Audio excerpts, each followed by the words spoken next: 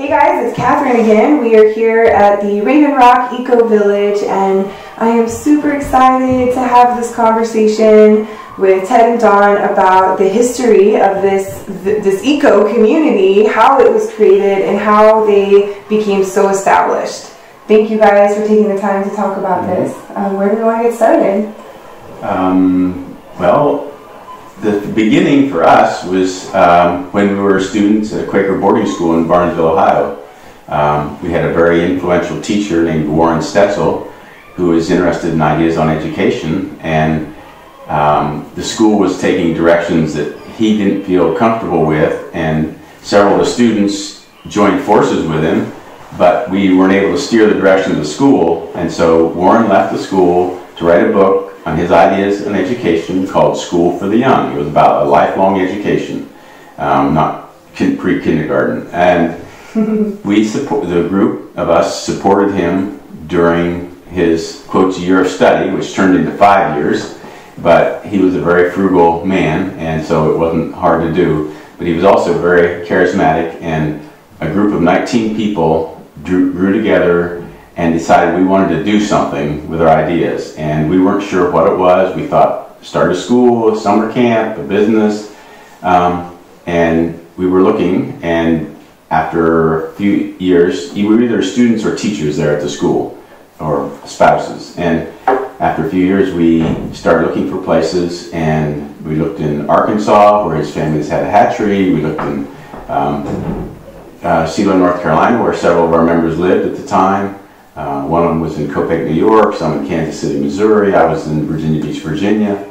So we were scattered, but Warren kept in touch with us all, and we finally settled on this place, Raven Rocks, which is actually right near the school. And we were familiar with it because as students, one day each year, we would get to hike the 13 miles from the school down to Raven Rocks and camp overnight under the ravines. Wow. And it's a beautiful property, as you've seen from some of Catherine's film, with rock overhangs and waterfalls and a lot of forests and things. Yeah. So we wanted to try something here. We were concerned that we weren't going to go off and just live in Shangri-La ourselves and forget about the rest of the world's problem, because we really wanted to address some of the issues. And our group grew out of the ferment of the 60s and 70s. We felt much sympathy with the hippie movement because we felt our society was too materialistic and the values were all wrong. We never practiced the hippie lifestyle, but we were totally in tune with their message. And our group, being Quakers mostly, were quite responsible, and we decided that this property had been collected by a man who was actually collecting land for strip mining. But we didn't want to see this beautiful property strip mined, and he had not wanted to see it strip mined either, and so he had tried to make a park out of it, but he began to have health problems, and so he came to Alney and said maybe some group here who's used it would be interested in buying it. So our group decided that if we helped prune some of the 40-some thousand Christmas trees he had planted on the property that were very tiny and weren't going to make it out of the grass unless somebody put in a lot of manpower. He managed to get them in the ground, but they weren't getting any care. And we didn't have any money, but we had manpower, and we, after a quick calculation, thought we could probably pay the property off.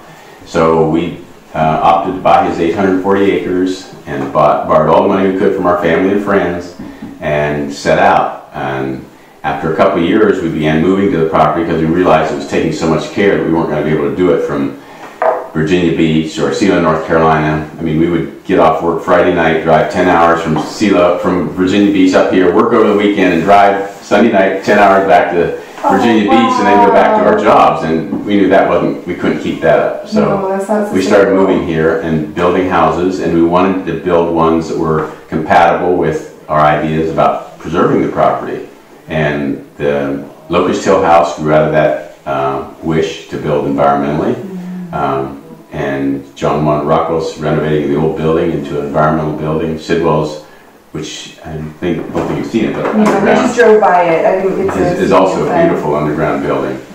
So we sold Christmas trees for more than 30 years, 40 years, in Wheeling, West Virginia, Bridgeport, Ohio, Columbus, Ohio, and wholesaled some, but we would harvest up to 7,000 trees a year. Wow. So there was a lot of work put in, but it was very rewarding, and it was in, some difficult conditions, weather conditions and stuff. You can imagine selling Christmas trees. And I lived in a little travel trailer for a month each year in Columbus with three other guys, where we sold a bunch of 4,000, 5,000 Christmas trees.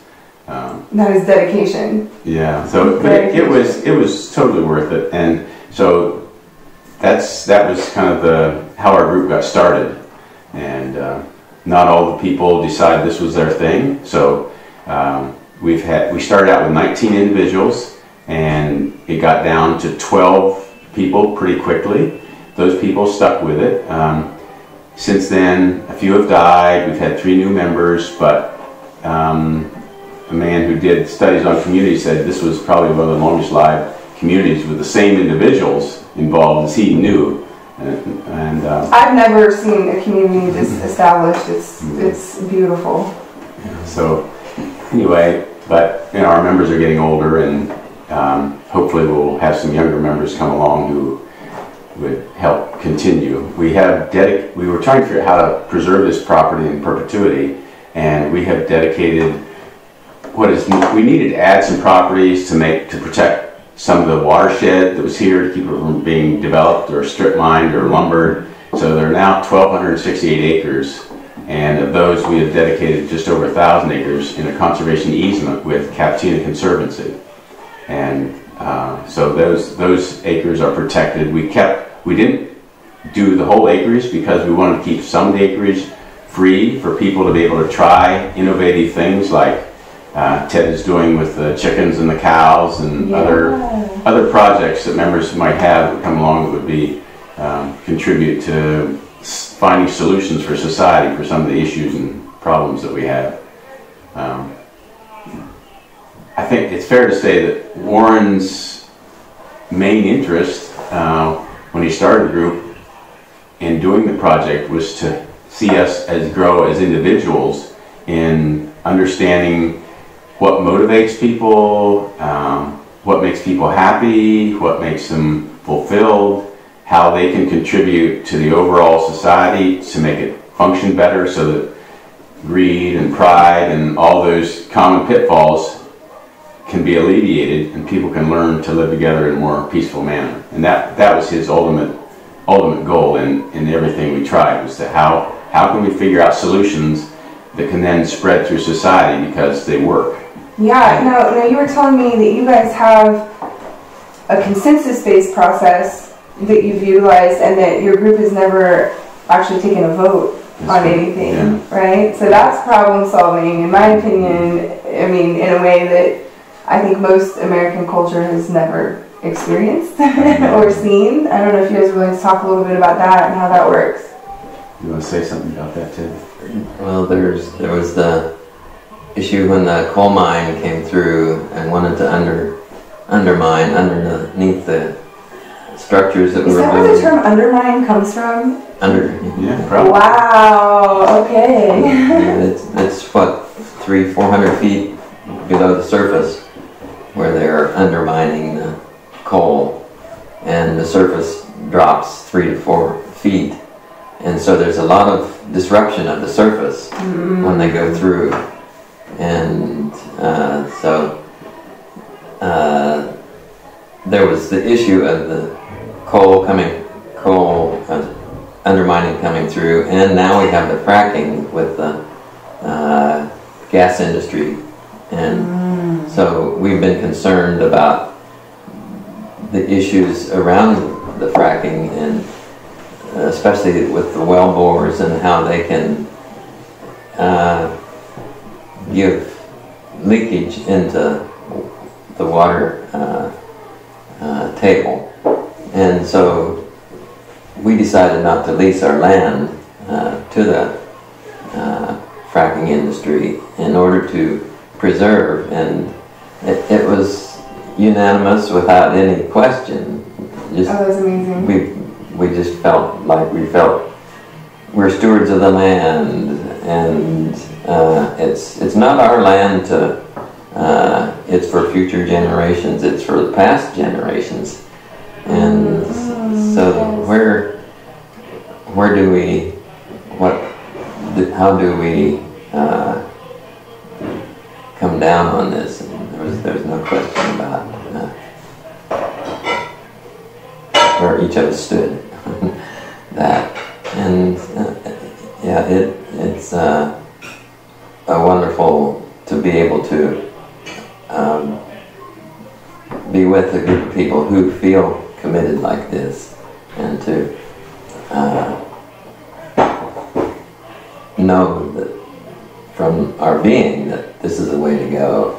Yes. Now you guys were able to negotiate with the coal company to not mine under the creek down there, right? The water, is that what I understand? Or the result is basically that, but Warren was very astute, and he said, we are not going to negotiate with them because this is not a bargaining. We aren't just bargaining with them. We'll show them what's here, and if they can understand it enough to not mine under those and destroy the ravines, then that's what we want. We want to educate people. If we put up, as some members wanted to do, put up a strong public defense and get articles in the paper and all this stuff, that would just harden positions on both sides. And even if we were able to manage to stop from doing it, they would be totally opposed. And Warren really wanted to have people see and understand why it was important not to destroy him. So fortunately, the coal mining owner hired a very forward-thinking man to open this new $100 million mine right on the corner of our property, a longwall underground mine. And we invited him over just to look. We went with him and showed him what was here. We didn't say, you don't dare destroy this. We just showed him what was there. And they saw, and they said, let's figure out how we can get coal out and not destroy these. And so they rotated their mining plan 30 degrees. They usually like to run east and west, but they rotated 30 degrees. It was going to cost them more money, but they were going to miss the main ravines that go into this creek and stop their mining short. And so it was very good on their part. And the agreement with the local coal company was so unusual that the federal mining officials came out from Washington and met with us out here in this barn to try to figure out how this amicable settlement had come about. Wow! Oh, you guys are paving the way! It was amazing, but I think a lot of them didn't understand the total dynamics, even though we tried to explain it. Most of them see it as negotiations, that we bargained, and there was no bargaining involved. It was helping people see and really, I think, opened their eyes a lot. Appealing to the hearts. Yeah. Yeah. I love that. You know, I watched that whole Standing Rock scene go down, and you know, I had that fight in me as well. And hearing this story makes me really think, like, you know, okay, there's so many different ways to try and express how much we care about the land, and you know, and to try and, you know, protect it. And sometimes I think the way we go about that can create more conflict. You know, this sounds like a really interesting way. Now, did you say that that's based on Quaker philosophy? I'd say a lot, but there was disagreement in our group about how to proceed, and some of the people finally said, okay, Warren, go ahead and try it your way. I mean, it was full of risk. I mean, Warren said, you know, it's possible that they will just go ahead and mine under the ravines and destroy them, but we want to educate people, and this is part of the education. And I think he was somewhat psychic or somewhat intuitive, and people were willing to let him try it, and it fortunately in this case it worked. I'm not saying it would in every case, but it did. That's beautiful. Now, what about internal conflict? Have you all ever had any, and how do you resolve that if there's something going on, you know, not an external, like a fracking or coal mining, but, you know, is there ever anything that happens within the community, and how do you guys resolve those types of things? This may seem trivial, but when we pruned Christmas trees there was a big debate about what style of Christmas trees, and it was a hot debate about how we prune the Christmas tree, because you can get an open tree, a very tight tree, all different styles, and we liked more open trees ourselves, but the public wanted a tree that looked like a shrub. If you put two of them side by side on the tree stand, the shrub would sell before the Christmas tree would. And Interesting. So we had a lot of hot debates about that, and Quakers believe in consensus. Even though we had the ability to vote on things, we never did. And so we finally assigned people particular rows that they would prune every year for the 9 years it took to grow a Christmas tree, and see how their style of pruning, what kind of tree it produced. And we agreed to produce 10% of the trees that were going to be more open style, like we liked them. A certain number of people liked them, and then the other 90% were very dense. And so, wow. you know, it's working things out as you go. Yeah. Oh, that's fascinating. Well, where do you guys think the community is headed now? Do you guys have any set plans, or is it very open-ended? How's that going? I think the thing that people set out to do is to preserve this beautiful piece of Ohio. Not that it's better than any other place, but there's so many magnificent places, and the job we want to do is preserve it. I think most of the group feel like we have essentially accomplished that, and given the oldest members are well, Warren's gone. He died in 2011, and a couple of other members have died. The oldest one's living here, about 80. So our group is not at the age where you take on a lot of new projects. Yeah, I'm one of the younger members. So if we don't have any specific plans, except we'd like to, when we started it, we said, we are not trying to set up a perpetual organization. Mm-hmm. Our object isn't to keep our organization alive, it's to accomplish something. And then if it's natural death, it occurs a natural death. So, you know, if there are people who come along that want to carry on the tradition here and want to try the farming or some other things, there's a wonderful facility. But if there aren't people that want to take up the torch, then that's why we set it aside as a conservation easement. That's beautiful. There is an individual named Scott Crow, and he wrote a book called Black Flags and Windmills. He was down in the Hurricane Katrina relief, and he said almost the exact same thing about all organizations, that they should not be perpetual organizations, that they should serve a purpose, and when that purpose is served and when things dissolve, that it should have a natural death and not be continued just to continue, because that's when the bureaucracy begins to form, and you lose track of your actual goal. Their priorities change then, and it's not good. Yeah, well, that's super interesting. Well, do you guys have anything else you want to add about your community here and the history of it? I would say that one of the things that contributed to our success was that so many people came from a similar background. So we had a lot in common to start with. But that didn't mean there weren't stresses. There were stresses within the organization at times about how we proceed. Warren was a pioneer, and when this was like a mountain we were climbing to try to pay for this huge property with these Christmas trees. But Warren, when he got to the top of one mountain, saw how many other mountains out there we could conquer. And some of the other people in our group felt, we worked pretty hard to get to the top of this mountain. I think this is where we want to be. Yeah. So, there are always differences in the way people want to proceed, and they're understandable, and we just have to work with what we have. Yeah, that's beautiful. Well, if people want to learn more about what you guys have going on, Facebook and the website are the best places?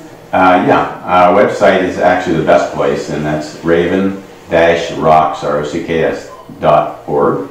And then it's not a complete website. We aren't technical people, and people have busy lives, so they don't necessarily get as much information there as we, but the basics are there. And they can get in touch with you. Our Facebook is Raven Rocks Facebook page. Beautiful. Well, I want to say this much to those of you watching, that this place is so magnificent and so special that we actually skipped going to Niagara Falls today to spend another day here. So if that can give you any indication of how wonderful this part of Ohio is, let that sink in for a minute. And I encourage people who are interested in this type of lifestyle to reach out, to ask questions, and if everyone is amicable, maybe set up a tour or visit, because this place has changed me. I've been here 3 days now, and I'm a different woman.